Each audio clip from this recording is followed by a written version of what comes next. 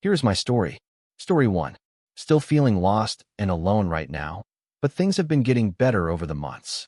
I just got my 30-male divorce from my wife, 32, or rather my ex-wife now. We were married for 2 months before I found out she was cheating on me. I've told my family and friends, but my therapist suggested I share what happened since I'm better at writing these things than talking about them. Please be nice. After getting married, we moved a few weeks later into a new house on the East Coast.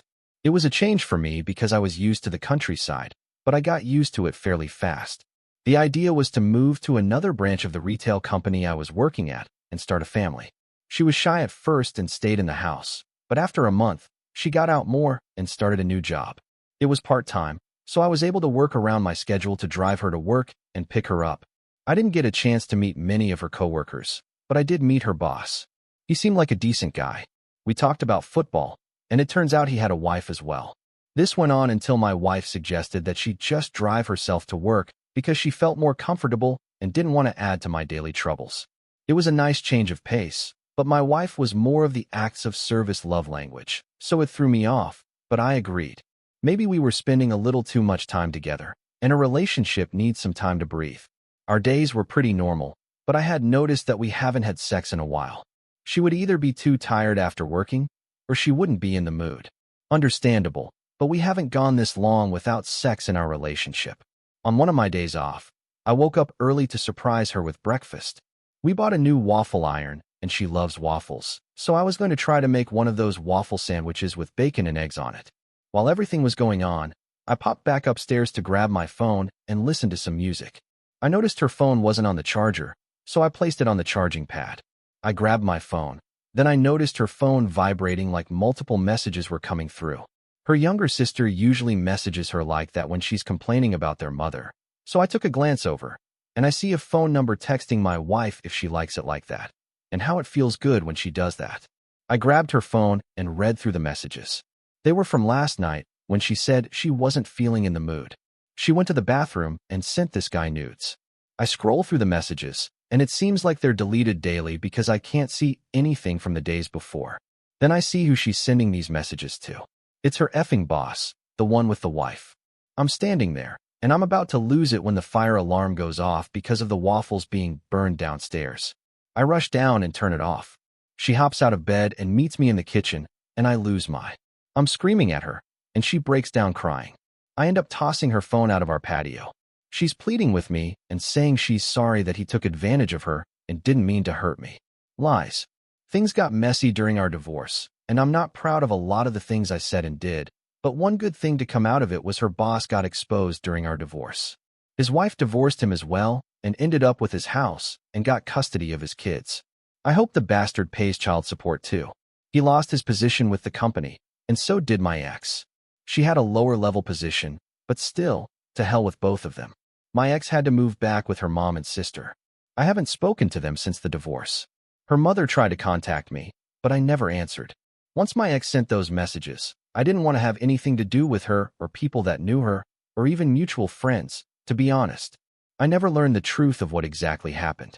My ex said that she never had sex with the guy, but I don't believe it. Either way, she broke my trust with those messages, and I've been left to pick up the pieces. I'm not fully healed yet, but I'm getting there. I've been talking with my parents more and exploring more of my city. I would have preferred she just left me at the altar instead of putting me through all this. But they say God gives his hardest battles to the strongest individuals. I just have to keep my faith and let things work themselves out. Opinion: I'm sorry this happened to your marriage, oh pie. I'm glad you found out about your ex-wife's infidelity. I think being oblivious to a partner cheating is worse because, like in your case, you could have started a family with her without even realizing she was sleeping with someone else. And the probability of the baby being yours is low. Finding out hurts, but at least now you get to divorce her and start over with your life. Your ex-wife did a horrible thing, and I'm sure she's living with the consequences of her actions now. The best revenge you can have on her, oh pie, is to live a good life without her, so go for it. Story 2. My girlfriend, 27, and I, 23, have been together for 4 years. We had an amazing relationship. We talked about house layouts, kids' names, pets, and our future. After I graduated in the beginning, she was very worried that I would cheat on her. Her last boyfriend did it many times, and I understood that. After a while, she got over it. She trusted me, and I trusted her. We had our problems, and we worked through them. I can firmly say that we were deeply in love. But since September, she's been very distant. She talked about her and her plans for the future instead of we or us like she used to do for years. I talked about this with her, and she said that she was trying to find herself and looking more into the essence of the soul and the happiness she could find with herself. For the past few weeks, she's been talking to another guy that I knew was getting too involved too fast, texting all the time and massive walls of text. She typed on her email as I passed by her computer all the time. I brought this up with her, and she would tell me they're just friends and talking more about this finding herself. Last night, I told her again that this relationship with this guy is really bothering me, and then she dropped this bomb on me. She starts to tell me that she loves him, but not in the way she loves me. She states that now she believes that loving other people sexually is okay to her, that she holds hands and cuddles with him out in public because her beliefs are now okay with that. I asked her if she did anything other than hold hands with this guy, and she told me no. When she left for work this morning, I, ashamedly, looked at her emails. I found pictures, videos, and walls of text to this man about her new beliefs and how everyone should just love each other. She wants to be a polygamist and have multiple people that she loves love her back.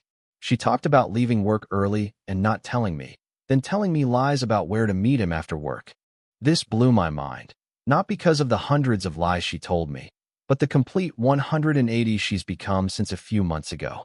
This is not the same person, but some part of me thinks I'm the one not getting the message as she talks, as if the words of God told her to do this. I love her more than I could love anyone, and now I have a stranger's things boxed up in my living room waiting for her to get home.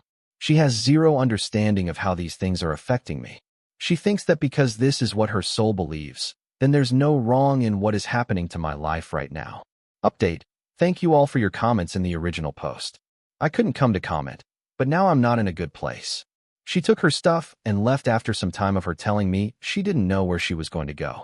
I got her to admit she was moving in with him. She says she wants to be independent now and have poly relationships with her new friends. She told me that I can't give her what she wants anymore. Not just one person can. She admitted to lying about the relationship to this guy and that she was planning on sleeping with him on New Year's Eve. I saw this too in the emails. I asked her if she feels what she did was wrong morally, and she said yes, but believes this person she's becoming is a better person because of it. I don't know what to do. I am really not okay right now.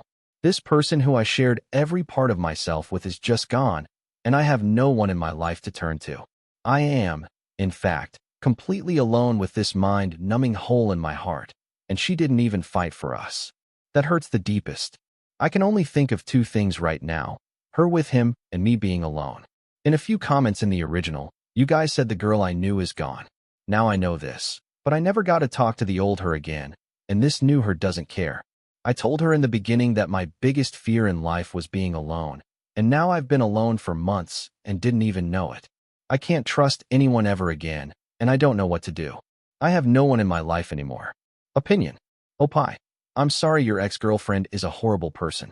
You don't start a new relationship before ending the old one. Period. It doesn't matter if she wants to be poly now. You deal first with the relationship you have.